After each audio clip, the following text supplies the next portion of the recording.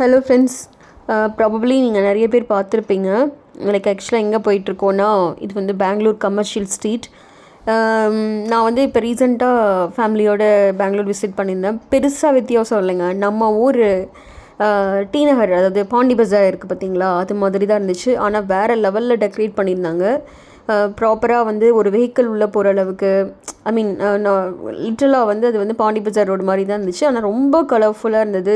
நிறைய ஷாப்ஸு, அப்புறம் என்ன என்ன ஐட்டங்களோ, அந்த அளவுக்கு வந்து ஒரு ஷாப்பில் மட்டும்தான் நான் வீடியோ கவர் பண்ணேன். பட் ஆக்சுவலாக ஏகப்பட்ட ஷாப்ஸ், ஏகப்பட்ட இந்த பிளாட்ஃபார்ம் ஷாப் இருக்குது பார்த்திங்களா, அது.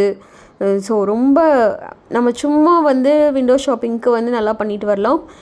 பட் வேல்யூபிள், கொஞ்சம் ரேட் வந்து அதிகமாக இருந்த மாதிரி ஃபீல் ஆச்சு. சரி, ஓகே, அப்போ நமக்கு லோக்கலாக எங்கே கிடைக்கும் அப்படின்னு பார்க்கும்போது சிக்பேட்னு ஒரு இடத்த சொன்னாங்க. அது வந்து நம்ம ஊர் சவுகார்பேட் மாதிரி, சென்னை சவுகார்பேட் மாதிரி இருந்ததுன்னு சொன்னாங்க.